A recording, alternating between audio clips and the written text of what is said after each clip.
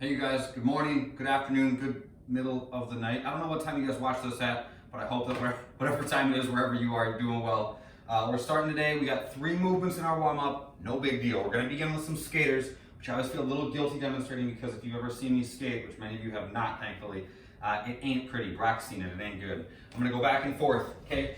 Nice and easy. My standing leg is bent, my other leg's just kicking back and forth. How was that? Is that okay? All right, I hope it was all right. After that, we're doing plank shoulder tap. So I go down to a plank, and guess what I do? I do a shoulder tap. That's right. The name says it all, my friends. Last but not least, we're doing lunges. Stand up, step out, tap my back knee, stand up, and switch sides. The workout, we're gonna do the equipment version. We'll talk the equipment version first. We're starting with burpees, okay? There's 50 of them. Yuck. That's a lot of burpees, kind of. We've done more. If 50 is going to take you forever, do a little bit less, okay? Find something that takes you 5 minutes or so or less to get through, but this shouldn't be something that you're spending the entire 12-minute workout working through. So remember that when we burpee, we're not doing a strict push-up, but we are working through the same mechanics, meaning that the position of our shoulders, our elbow being over our wrist, all that stuff shouldn't change. It's just not the strict, slow, controlled rep every single time. So I jump back to a plank and then bring my chest to the ground in one motion. Okay, then I come back up, jump my feet to my hands, jump and clap overhead. My feet are flat before I jump them back and when I jump them back to my hands. I'm not landing like this, not landing like this, okay? Feet are flat, think like your squat stance when you burpee. After our burpees, we're doing alternating snatches. I don't know when I say alternating, I always say all, like I overpronounce that. You guys are getting all my insecurities today. I'm gonna grab the dumbbell, I'm gonna use my hips, the fast opening of my hips to bring it up to overhead. Try to stay square to the ground as you pick it up. This is the tendency, myself included, is to wanna lean and twist, okay? Despite the fact that we're only loaded on one side, try not to let that happen. Stay square to the ground, square to the object that you're moving. So shoulders back, abs are engaged so my back stays flat. I'll reach down, grab a hold of this thing, then I open my hips quick and go all the way up to overhead in one motion. You can switch hands on the way back down and snatch the other side, or else you can set it back down and then switch here, okay? Watch out for this, all right? Once we get done with that, we're doing sumo deadlifts. I'll demo this with one dumbbell. You guys can lift a lot of weight doing these, so if you want to add both dumbbells, if you want to get creative and find something that just weighs a ton to do your sumo deadlifts with, feel free. Okay, sumo implies a wide stance, so my feet are way spread out. Despite that, I need to keep my knees in a strong position, so I'm not letting them knock together as I go, okay? I'm pushing my knees apart as I send my hips back and as I keep my belly really tight, okay? So my belly's tight, my shoulders are packed, my knees are pushing out. As I reach down to grab the dumbbell, I'm gonna grab a hold of it and then stand up, okay? Hips go back, knees go out, chin stays level, touch, and then stand back up, okay? Pretty standard on those, pretty straightforward. If you're not sure if you're doing them well, slow it down a little bit, feel for tension in the back of your legs at the bottom of every rep. So when the weight's on the ground, when you're in that full bottom position, you should feel some tension on the back and the inside of your legs every single time. After that, we're doing leg lifts.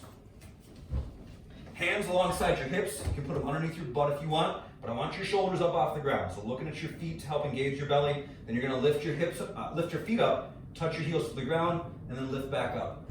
As much as is possible, try to keep those knees locked out. That helps you use your core more than just your hip flexors, and that's what we're trying to get after here. So keep those knees locked out as much as you can. I'm always watching. The body weight version, gonna be similar. Those dang burpees to start, jumping lunges, sumo deadlifts, and leg lifts. So jumping lunges, you know, standard lunges here, jumping lunges the same, but I'm just gonna jump the transition instead of stepping it, okay? Think about driving through that front heel on every transition, that's important. The odd object sumo deadlifts, get creative. Fill a cooler with water. Grab every book in your house and stack them up. Take a flower pot and fill it with sand or something like that. I don't know. Get something that weighs something to use to add some weight to what you're doing. Okay, there's a lot of benefit to that, so don't go without. Find something. Doesn't have to be super heavy to be beneficial. The fun. Oh, the fun. Hollow rocks. Dang you hollow rocks. All right, kind of a tricky movement, but a very good one for developing core strength and just body control. It's a really beneficial one to just kind of have in your back pocket, whether you like them or not. I don't like them, but I do believe in them, okay? I'm gonna lay on my back. I want you guys to start like this. Tuck your knees into your chest and just kind of gently roll forwards and back. All right, so I'm keeping my belly engaged, but I'm keeping myself kind of contained by using my arms a lot. If you can do that, let go of your legs. Okay, rock forwards and back. If that feels okay, try doing the same thing with one leg extended. Still feels okay? See if you can do it with both legs extended. If that feels good, put those arms up overhead. Now we're having a really good time. You can hear it in my voice how much I enjoy those. Couple keys here. Obviously your belly needs to be engaged, okay? So if I just lay down like this, my shoulder blades are on the ground, soft, right? But if I lift my shoulder blades up, now I have tension here. Second thing is your glutes need to be on tension, okay? So you need to have your butt engaged when you're doing these. All these things just contribute to making that gently hollow shape through the backside of your body. Without one, it's gonna be tough to make the others happen. So, and it's just gonna feel like you're just kind of balancing on your butt and then hitting your shoulder blades, balancing on your butt, hitting your shoulder blades. So work for that kind of slightly hollow shape, okay? It's not easy, it's a tricky one because it's super subtle, but active abs, active glutes will go a long ways. We're gonna do that with sit-ups. So the way this thing goes, you do 45 seconds of hollow rocks, 45 seconds of sit-ups. 30 seconds of hollow rocks, 30 seconds of sit-ups, 15 seconds, 15 seconds, and we done. Once we get through with that, I kind of lied, we're not really done, but we have mobility. We're gonna do lunge hamstring extensions. Lunge, not lunge, you wish. I'm gonna get into a lunge. I can sit my back knee on the ground, and I'm just gonna spend 1 minute per side until we've accumulated 3 total per side.